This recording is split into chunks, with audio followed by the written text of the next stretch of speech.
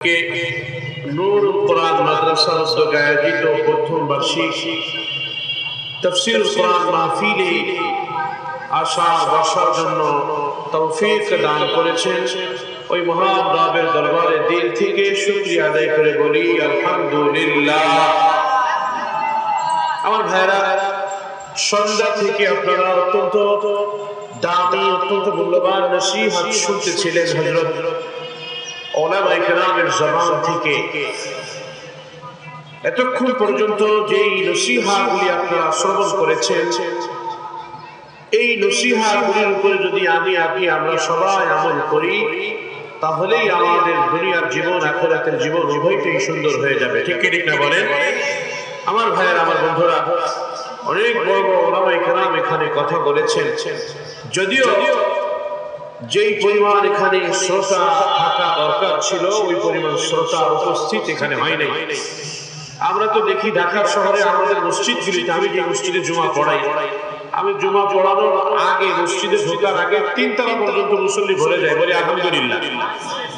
কিন্তু আপনারা তো সবাই মিলে এক কাতারের মুসল্লিও হন নাই। তার মানে বোঝা গেল আপনাদের এলাকার মানুষ মনে হয় কোরআনকে ভালোবাসে না।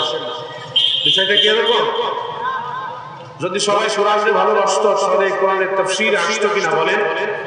আমার ভাইয়েরা, আমার বন্ধুরা, এলাকায় ওয়াজ মাহফিল হয়, হুজুর ওয়াজ মাহফিল এখন অনেক, কয়েকদিন যাব, কত জায়গায় যাব। আমার মনে হয় এই জায়গা গতকাল ওয়াজ মাহফিল হয় নাই, হয়েছে? গত মাসে হয়েছে, তার আগের মাসে হয়েছে, হয় নাই, 1 বছর আগে হয়তো বা হয়েছে, 2 বছর আগে হয়েছে। আমার ভাইয়েরা, আমার বন্ধুরা, কোরআনের মাহফিলগুলি যত বেশি হবে আর আমরা যত বেশি কোরআনের সাথে যাব, তত আমাদের দুনিয়ার জীবন সুন্দর হবে, আখিরাতের জীবন সুন্দর করে দিবেন কে? আর জোরে আওয়াজ করে বলেন, সুন্দর করে দিবেন কে? আমার ভাইয়েরা, আমার বন্ধুরা, আজকে যদি মুসলমানেরা কোরআনের সাথে চলে আসতো, মুসলমানদের ব্যক্তি জীবন, পারিবারিক জীবন, সামাজিক জীবন, রাষ্ট্রীয় জীবনগুলি যদি কোরআনে কারীমের সাথে চলে আসতো, তাহলে আজকের পৃথিবীতে মুসলমানদেরকে মাথা নত করে থাকতে হতো না। ঠিক কি ঠিক না ভাইরা? আজকে মুসলমানেরা কোরআন থেকে দূরে সরে গেছে, যার কারণে মুসলমানদের নিজেদের ভিতরেই নানা দল, নানা মত, নানা পথের মানুষ তৈরি হয়ে গেছে। ঠিক কি ঠিক না ভাইরা? এজন্য কোরআনকে ভালোবাসতে আমরা সবাই রাজি আছি তো ইনশাআল্লাহ? একটু তাকবীর দিয়ে যে সমস্ত ভাইয়েরা বাইরে আছে ওনাদেরকে শোনাই দেয়, নারে তাকবীর, নারে তাকবীর, আল কোরআনের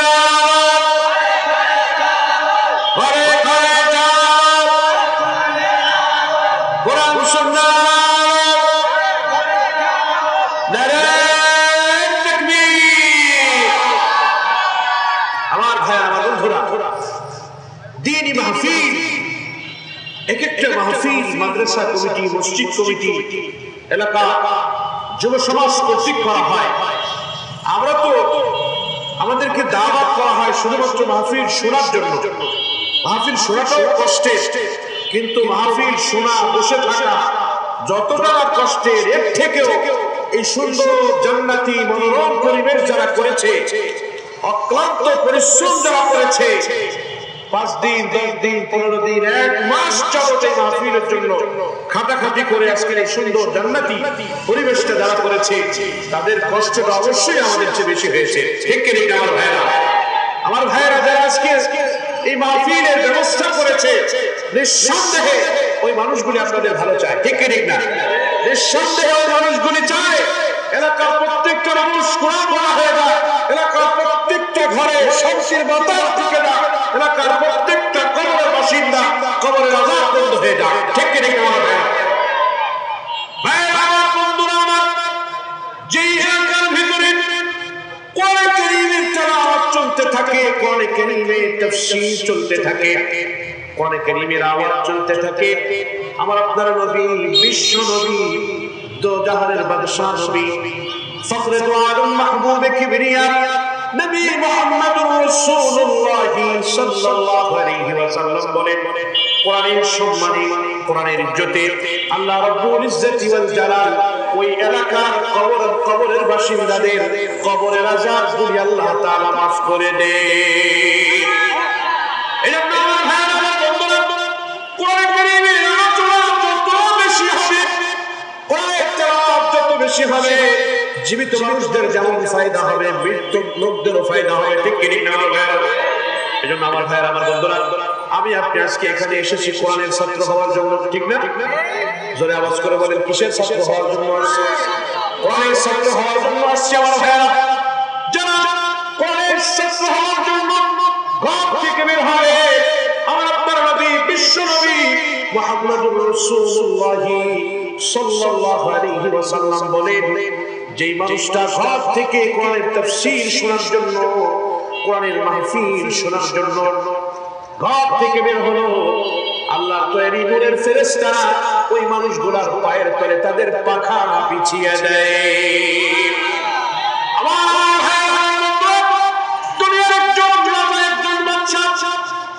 সম্মানিত মানুষ যখন এক দেশ থেকে অপর দেশে যায়, তখন তার সম্মানার্থে লাল গালিচা দেওয়া হয়। ঠিক কি না ভাইরা? দেশের প্রধান উপদেষ্টা, সেনা প্রধান কিংবা প্রেসিডেন্ট যখন বিশেষ কোন স্থানে যায়, বিশেষ কোন স্থানে পুষ্প স্থাপন করতে যায়, বিশেষ কোন প্রোগ্রামে যায়, তখন তাকে সর্বপ্রথম লাল গালিচা দিয়ে তাকে সম্বর্ধনা দেওয়া হয়। ঠিক কি না ভাইরা? এই তো দুনিয়ার সম্মান, দুনিয়ার ইজ্জত।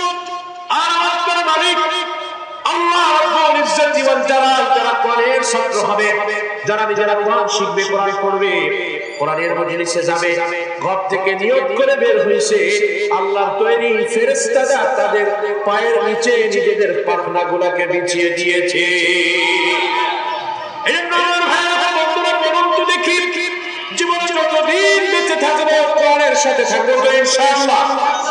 কোরআনের সাথে থাকবো, কোরআনের উপরে চলবো, কোরআন অনুযায়ী নিজের ব্যক্তি জীবন, পারিবারিক জীবন, কোরআন অনুযায়ী সামাজিক জীবন, কোরআন অনুযায়ী রাষ্ট্রীয় জীবন গঠন করবো তো ইনশাআল্লাহ?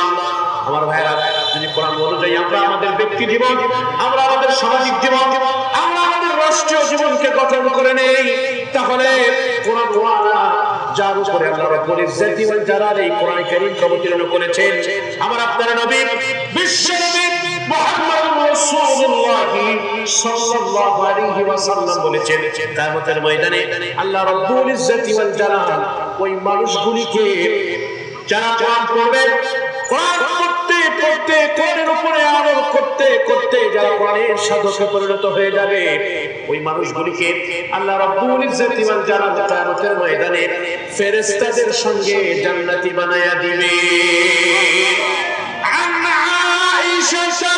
أم المؤمنين رضي الله عنها قالت قال رسول الله صلى الله عليه وسلم الماهر بالقرآن مع السفرة الكرام البررة মহিষী নারী নবী পত্নী আম্মা জান আয়েশা সিদ্দিকা তাহিরা রাদিয়াল্লাহু তাআলা আনহা বলেন, আমার আপনার নবী, বিশ্ব নবী মুহাম্মদুর রাসূলুল্লাহ সাল্লাল্লাহু আলাইহি ওয়াসাল্লাম বলেছেন, আল মাহিরু বিল কোরআন, যারা কোরআন কারীমের তেলাওয়াত করে, যারা তাদের ব্যক্তি জীবন, সামাজিক জীবন, পারিবারিক জীবন, রাষ্ট্রীয় জীবন কোরআনের আদলে করার জন্য চেষ্টা করে, কোরআনের উপরে আমল করতে করতে যেই মানুষগুলা কোরআনের সাধকে পরিণত হয়ে যায়, মাসাফারাতিল কিরামিল বারারা, ওই মানুষগুলি কিয়ামতের ময়দানে আল্লাহর তৈরি ফেরেশতাদের সঙ্গে জান্নাতি হয়ে যাবে। আমরা সকলে ফেরেশতাদের সাথে জান্নাতি হতে চাই তো না? বলেন চাই তো? আল্লাহ কবুল করে, মঞ্জুর করে, বলি আমিন। আমার ভাই, আমার বন্ধুরা, অনেক যুবক এখন রাস্তাঘাটে এদিকে সেদিকে ঘোরাফেরা করতেছে। আমি আমার যুবক বন্ধুগুলারে অনুরোধ করে বলবো, যুবক রে, আজকের এই রজনীটা হয়তো তোমার আমার জীবনের শেষ রজনী হয়ে যাইতে পারে। আমি বক্তা ঘরে ফিরে যেতে পারবো কিনা এটার কোনো গ্যারান্টি নাই। এমন কোন রাত নাই যে রাতে বাংলাদেশের মধ্যে দু একজন মানুষ রোড অ্যাক্সিডেন্টে মারা যাচ্ছে না। ঠিক ঠিক না আমার ভাইরা? বহু রাত্রে বেলায় ঘটনা শোনা যায়, বহু আলোচক রাতের বেলায় মাহফিল করে বাসায় ফেরার পথে রোড অ্যাক্সিডেন্ট করে মারা যায়। ঠিক ঠিক না আমার ভাইরা? আমার সাথেও আজকে এমনটা করতে পারে, আপনার সাথেও এমনটা করতে পারে।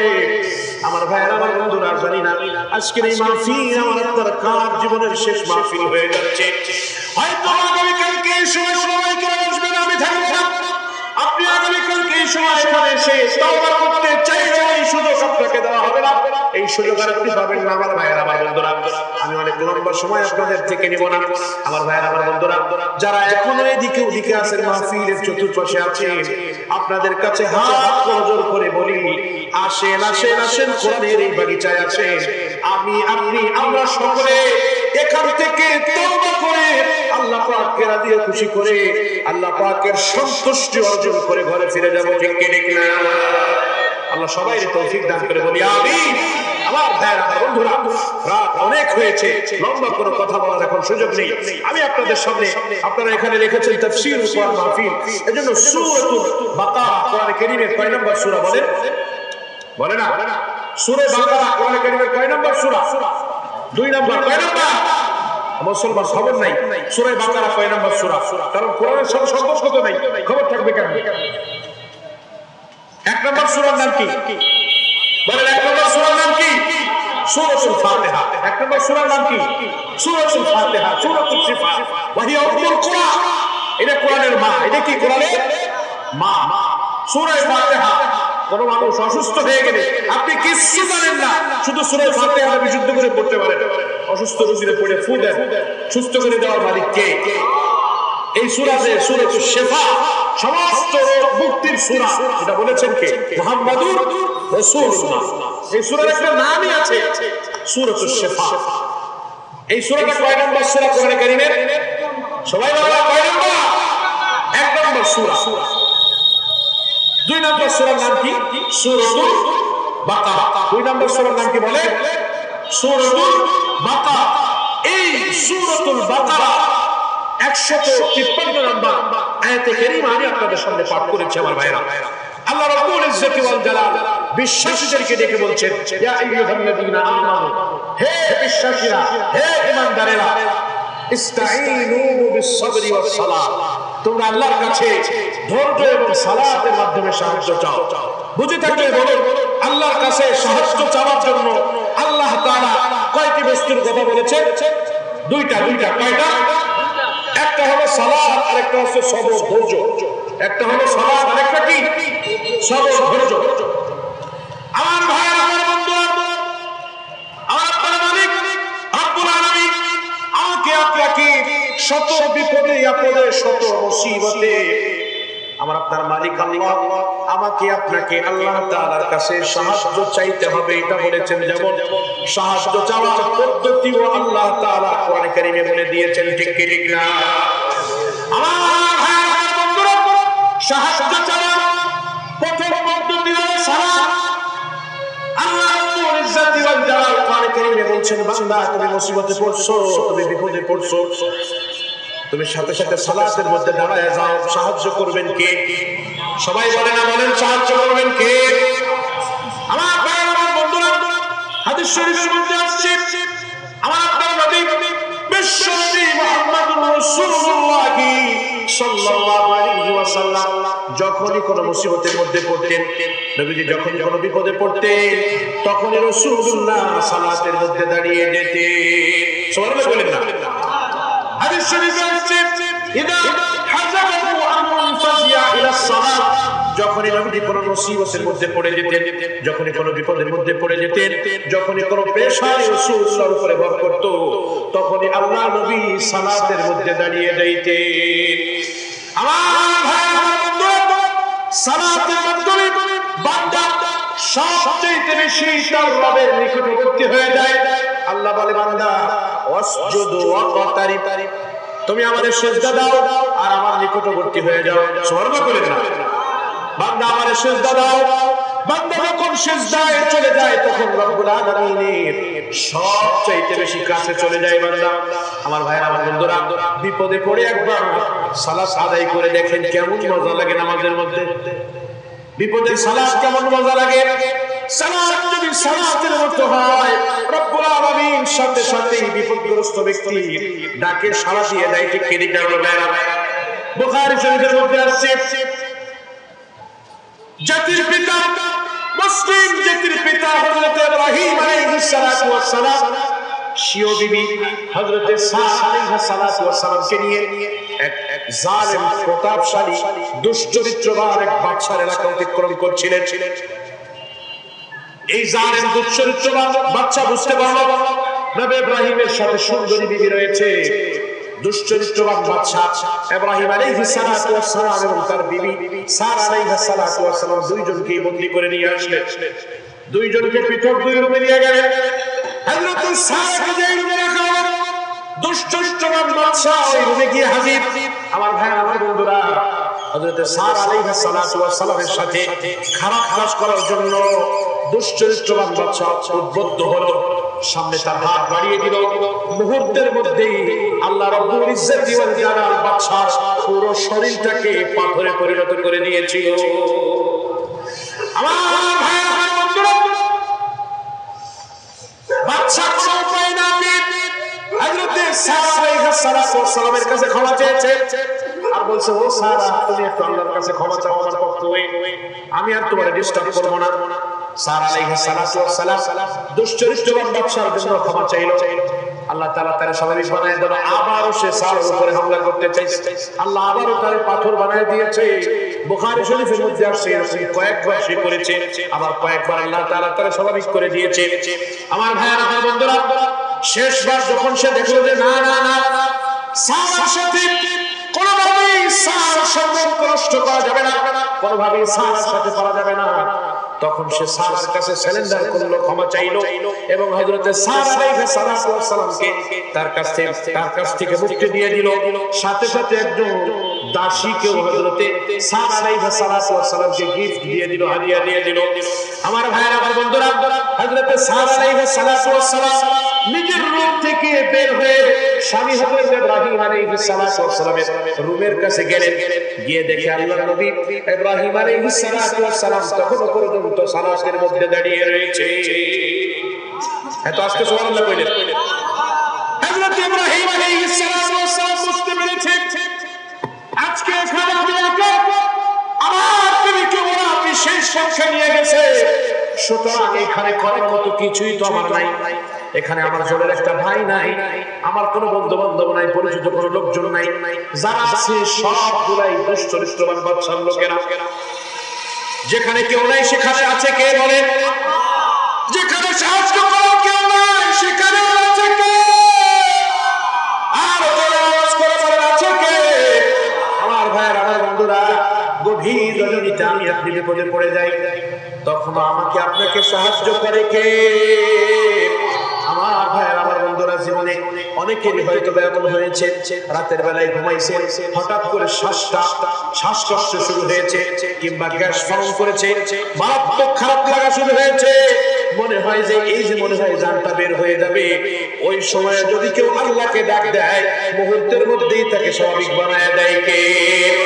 আমার ভাইয়ের, আমার বন্ধুরা, আপনি বনে থাকেন আর জঙ্গলে থাকেন, ঘরে থাকেন আর বাইরে থাকেন, যেখানেই থাকেন, যে অবস্থায় থাকেন, আল্লাহ রাব্বুল ইজ্জত ওয়াল জালাল বলে, বান্দারে, তুমি রাতের বেলায় তোমার রুমের ভিতরে একাকী তুমি বিপদে পড়তে পারো, যেখানে সাহায্য করার মতো দুনিয়ার কোনো মানুষ তোমার নাই। নদীর ভিতরে তুমি বিপদে পড়তে পারো, ফাঁকা রাস্তার মধ্যে তুমি বিপদে পড়তে পারো, যেখানে সাহায্য করার তোমার কেউ নাই, ওইখানেও আমি আল্লাহ তোমার জন্য আছি। ঠিক কি ঠিক না আমার ভাইরা? এজন্য আল্লাহ রাব্বুল ইজ্জত ওয়াল জালাল বলেন, আল্লাহু লা ইলাহা ইল্লা হুয়াল হাইয়ুল কাইয়্যুম। আল্লাহু আকবার। আল্লাহ বলেন, তুমি রাতের বেলায় একাকী তোমার ঘরের ভিতরে থাকো, তোমার রুমের ভিতরে তুমি একাকী থাকো, যেখানে তোমার মা নাই, রাতের বেলা একাকি তুমি রাস্তায় চলো, গাড়ি চালাও, জঙ্গলের মধ্যে যাও, বনে যাও, সমুদ্রে যাও, খালে যাও, বিলে যাও, যেখানে তোমার কোনো সাথী সঙ্গী নাই, ওই সময় তুমি বিপদে পড়তে পারো বান্দা। আর বিপদে পড়ে আমি আল্লাহকে ওই সময় তুমি ডাক দিতে পারো, এই জন্য আমি আল্লাহ ঘুমাই না। সুবহানাল্লাহ। আল্লাহ বলেন বান্দারে আমি ঘুমাই না, আমি সামান্য তন্দ্রা পর্যন্ত যাই না। কার জন্য? কার ভালোবাসায়? আমাদের ভালোবাসায়। বলেন কার ভালোবাসায়? আমাদের ভালোবাসায়। কার সাহায্য করার জন্য? আমাকে আপনাকে সাহায্য করার জন্য। এই জন্য আল্লাহ রাব্বুল ইজ্জত বলেন, কোরআনে কারীমের মধ্যে বলেন উদউনি ফাস্তাজিব লাকুম। এই দুনিয়ার মানুষেরা তোমরা আমি আল্লাহকে ডাকো, আমি আল্লাহ তোমাদের ডাকে সাড়া দিব। আমার ভাইরা বন্ধুরা, দুনিয়া মানুষের স্বভাব হলো মানুষের কাছে একবার থেকে দুইবার চাইলে দুনিয়ার মানুষ বিরক্ত হয়ে যায়, ঠিক ঠিক না? ভাই ভাইয়ের কাছে একবার থেকে দুইবার চাইলে ভাই বিরক্ত হয়ে যায়। সকালে টাকা আনছেন, বিকেলে যদি আবার দিবে বলে, বরং বলবে তোরে এত দিলে আমি চলবো কিভাবে, ঠিক ঠিক না? বলে শ্বশুর বাড়ি থেকে বিদেশে যাওয়ার জন্য একবার টাকা আছে, লস খায়া 2 মাস 6 মাস পরে যদি আবার টাকা চান দিবে বলে, কয়েকদিন আগে টাকা দিলাম আবারও টাকা কিসের? মায়ের কাছে সন্তান চাইলে, বারবার চাইলে মাও একটা সময় বলে আর কত তোমার দিব বাজান। বাবার কাছে চাইলে বাবাও দিতে নারাজ হয়, বাবাও দিতে চায় না। শুধুমাত্র কেবলমাত্র ব্যতিক্রম একজন রয়েছে আমার ভাই আমার বন্ধুরা, তিনি কে? আর জোরে আওয়াজ করে বলেন ব্যতিক্রম তিনি কে? আল্লাহ। এজন্য আমার ভাই আমার বন্ধুরা, আমার আপনার নবী বিশ্ব নবী মুহাম্মদুর রাসূলুল্লাহ সাল্লাল্লাহু আলাইহি ওয়াসাল্লাম বলেছেন, এই তোমার আওয়াজ বাড়াও, একটু বাড়াও। মুহাম্মদুর রাসূলুল্লাহ সাল্লাল্লাহু আলাইহি ওয়াসাল্লাম বলেছেন, ইদা সাআলতা ফাসআলিল্লাহ। হে দুনিয়ার মানুষেরা, যখন তোমরা চাইবে তো কার কাছে চাইবে? আর যারা আওয়াজ করে বলেন কার কাছে চাইবো? কার কাছে চাইবো? আল্লাহর কাছে চাইবো। ওয়া ইদাস্তানতা ফাস্তাইন বিল্লাহ। আল্লাহর নবী বলেন যখন তুমি সাহায্য চাও তো আল্লাহর কাছে সাহায্য চাইবে। আমার ভাইরা আমার বন্ধুরা, আল্লাহ তাআলা এমন এক জাত, এমন এক সত্তা, আল্লাহ তাআলার কাছে যদি বান্দা না চায় তাহলে আল্লাহ বান্দার উপরে নারাজ হয়ে যায়। এখন তো সমস্যা আরেকটা হয়েছে, বাবার কাছে চাই না, আমরা যাই হলো বাজারে, আমরা যাই কোন জায়গা? মাজারে যাই না? বাবা ছেড়ে দাও, মেয়ে দাও, ব্যবসায় উন্নতি দাও। ছেলেকে যায় না? বাগের হাটে খামসা পানির বাজারে যায় না? ওই গোলাপ শাহ বাজারে যায় না? গুলিস্তান ও যে পাগলা মসজিদ কিশোর যায় না? 2-3 মাস পর পর কোটি কোটি টাকা হয়, বলে না কেন এই টাকা আসে কোন জায়গা থেকে? যদি কিশোরগঞ্জের পাগলা মসজিদে দেশের মানুষ না যেত তাহলে 3 মাস পর পর প্রায় 5 কোটি 7 কোটি টাকা হয়। এবারও পত্রিকায় সম্ভবত গত মাসে রেকর্ড হলো 7 কোটি টাকা পাইছে 3 মাসে মাত্র। এই টাকাগুলোকে ভূতে দিয়ে গেছে, জিনে দিয়ে গেছে। কারা দিছে বলে? সবাই বলে না? হিন্দুরা দিছে, খ্রিস্টানরা জিনে দিল না, ভূতে দিল না, হিন্দু দিল না, খ্রিস্টান দিল না, তো দিছে কাছে মুসলমানে দিছে, কবরের উপরে দিছে। আমার ভাই বন্ধুরা, কবরে উন্নত করা যায় না, কবরে টাকা দেওয়া যায় না। টাকার প্রয়োজন হলো গরিব মানুষের। এই শীতের রজনীতে আপনি যান কমলাপুর রেল স্টেশনে, আমার ভাইরা আমার বন্ধুরা, এই রাস্তা দিয়ে এখান থেকে বের হয়ে আপনি যান, আপনি যান মেইন রোড পর্যন্ত যান, দেখবেন রাস্তার দুপাশে কত আল্লাহর বান্দা ঘুমায় রয়েছে। এই কনকনে শীতের মধ্যে একটা কম্বল পর্যন্ত তাদের গায়ে নাই, আছে না নাই? আমার ভাইরা আমার বন্ধুরা, এই শীতের রজনীতে আপনি দেখবেন কত ভ্যানওয়ালা, কত রিকশাওয়ালা পাতলা একটা কম্বল গায়ে দিয়ে তার ভ্যানের উপরে ঘুমায় রয়েছে। আল্লাহু আকবার, আল্লাহু আকবার। আমার ভাই আমার বন্ধু, ওই রকম পরিণতি তো আমার আপনার জীবনেও হতে পারতো, ঠিক কি ঠিক না? আল্লাহ চাইলে আমার আপনারও ভ্যানওয়ালা বানাইতে পারতো, আল্লাহ চাইলে আমার আপনারও রাতের বেলায় ভ্যানের উপরে ঘুম পাড়ায় রাখতো। কিন্তু আমি আপনি কি করি? যাদেরকে সাহায্য করলে খুশি হয়ে যায়, যাদেরকে সাহায্য করলে জান্নাত মিলে, যাদেরকে সাহায্য করলে রব খুশি হয়ে যায়, রবের সাহায্য পাওয়া যায়। আজকে তাদেরকে না দিয়া মাজারে একজন আল্লাহওয়ালা ঘুমায় রয়েছে, কোন জায়গায় ভণ্ড ঘুমায় রয়েছে, সেই ভণ্ডর মাজারে গিয়ে আমরা টাকা দেই, ঠিক কি ঠিক না? আমার বন্ধুরা, টাকা দেওয়া আপনার কাজ। বাবারে ছেলে দেন মেয়ে দেন ব্যবসায় উন্নতি দেন, ঈমান থাকবে? বলেন ঈমান থাকবে? হিন্দুরা চায়, বিধর্মীরা চায় মূর্তির কাছে যাইয়া, ঠিক কি ঠিক না? আর এই সমস্ত বেদাতি, এই সমস্ত ভণ্ড, এই সমস্ত নির্বোধ মুসলমানেরা এরা চায় কবরের কাছে যাইয়া, ঠিক কি ঠিক না? আমার ভাইরা, এই কোনদিন কবরের কাছে যাইতে পারে না, কবরের কাছে চাইতে পারে না, মৃত ব্যক্তির কাছে মুসলমান কোনদিন চাইতে পারে না, ঠিক কি ঠিক না? আমার ভাইরা, আমার বন্ধুরা, চাইতে হবে কার কাছে? আর যারা আওয়াজ করে বলেন চাইতে হবে কার কাছে? যিনি আমার রব, যিনি আমার মালিক, আমার আপনার সমস্ত জীবনকে যিনি বলা চাই পোড়া করে দেয়, সেই রবের কাছে চাইতে হবে। আল্লাহ বলেন মান লাম ইয়াসআলিল্লাহ, আল্লাহর নবী বলেন মান লাম ইয়াসআলিল্লাহ ইয়াগযব আলাইহি, যে ব্যক্তি আল্লাহর কাছে চায় না, আল্লাহ তাআলা ওই ব্যক্তির উপরে অসন্তুষ্ট হয়ে যায়। মার কাছে, বাবার কাছে চাইলে বাবার রাগ হয়, ভাই ভাইয়ের কাছে চাইলে রাগ হয়, বন্ধু বন্ধুর কাছে চাইলে রাগ হয়, শ্বশুর বাড়ির আত্মীয় স্বজনের কাছে চাইলে তারাও নারাজ হয়ে যায়। আমার ভাইয়ের, আমার বন্ধুরা, শুধুমাত্র কেবলমাত্র রব্বুল আলামিন, যিনি আমার আপনার মালিক, যিনি আমার আপনার রব, তার কাছে বান্দা যত বেশি চায় তিনি তত বেশি বান্দার উপরে খুশি হয়ে যায়। আমার ভাইয়ের, আমার বন্ধুরা, অনেক সময় দেখবেন আমাদের এলাকার মধ্যে কিছু মানুষ এমন আছে ভ্যান চালায়, রিক্সা চালায়, কিছু মানুষ এমন আছে দিন মজুরির কাজ করে, খুব আল্লাহ ওয়ালা মানুষ, পাঁচ ওয়াক্ত নামাজ জামাতের সাথে পড়ে, তাহাজ্জুদ পড়ে, ইশা পড়ে, আওয়াবিল পড়ে, কিন্তু জীবনের মধ্যে তেমন কোনো পরিবর্তন নাই, আছে না নাই? আগেও ভ্যান চালাইছে এখনো ভ্যান চালায়, আগেও রিক্সা চালাইছে এখনো রিক্সা চালায়, জীবনের কোনো পরিবর্তন নাই। এত দোয়া করে তো দোয়া যায় কোন জায়গা? আমার ভাই ভাই বন্ধুরা, আমি আপনাদেরকে গ্যারান্টি দিয়ে বলে দিতে পারি, যদি কোনো মানুষ উসুল অনুযায়ী, নিয়ম অনুযায়ী বিশুদ্ধভাবে তার রবকে ডাকে, তাহলে অবশ্যই অবশ্যই তার সাহায্য করে। আমার ভাইয়েরা, কখনো দেখা যায় সাহায্যটা নিজে গ্রহণ করে, আবার কখনো কখনো দেখা যায় ওই মানুষটা তার নিজের জীবনে ভালো খাইতে পারে না, ভালো করতে পারে না, ভালো কোনো যৌনদারি জীবন যাপন সে করতে পারে না, তার ইন্তেকালের পরে তার দোয়ার কারণে আল্লাহ রাব্বুল ইজ্জতি ওয়াল জালাল তার ছেলে মেয়েদেরকে সুন্দর থেকে সুন্দর, উন্নত থেকে উন্নত জীবনযাত্রার ব্যবস্থা করে দেয়, ঠিক কি ঠিক না? এমন বহু মানুষ আমি দেখছি আমার জীবনে, বাপ কষ্ট করে গেছে, মা কষ্ট করে গেছে, খুব আল্লাহওয়ালা ছিল, কিন্তু তাদের দুনিয়া থেকে চলে যাওয়ার পরে ছেলে মেয়ের জীবনে আল্লাহ তাআলা বরকত দিয়ে দিয়েছেন। দেখেন না এমন আছে না?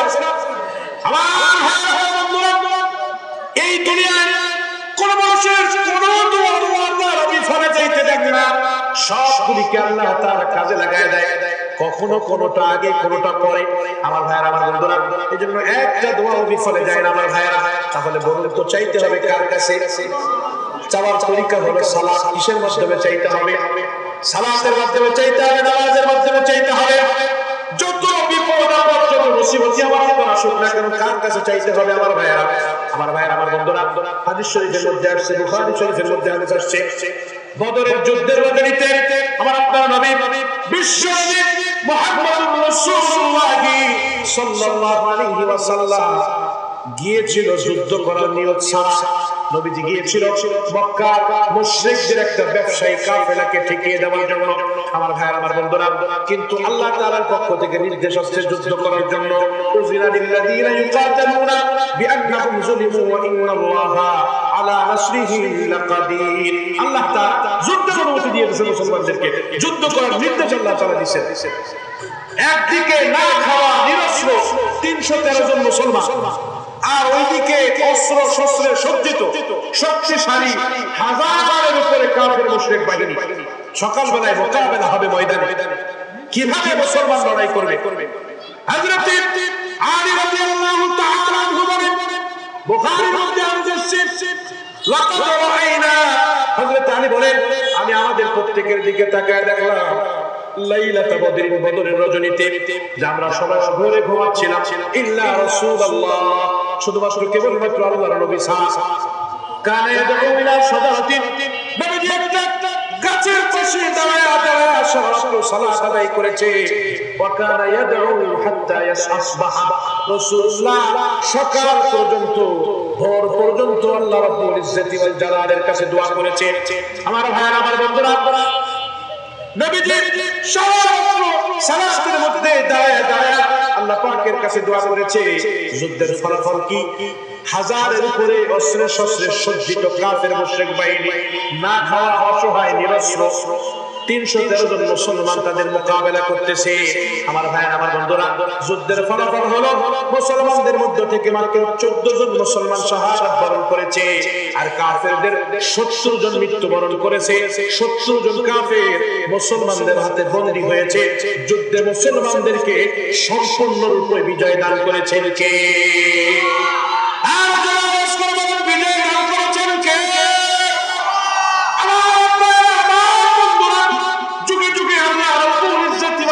মুসলমানদেরকে দেখায় দেয় এ মুসলমান তোমরা তো মনে করছো বোমা লাগবে বিশাল বড় বড় অস্ত্র লাগবে দামি দামি অস্ত্র লাগবে তোমরা তো মনে করেছো অস্ত্রের মুখাপেক্ষী আমি আল্লাহ না না না মুসলমান আমি আল্লাহ অস্ত্রের মুখাপেক্ষী না আমি চাই মুমিন মর্দে মুজাহিদ আমি চাই আল্লাহ ওয়ালা মুজাহিদ যদি কেউ আল্লাহ ওয়ালা হয়ে যায় তাহলে পৃথিবীর সুপার পাওয়ারের সামনেও আমি আল্লাহ তাদেরকে বিজয় দান করব ঠিক কি ঠিক না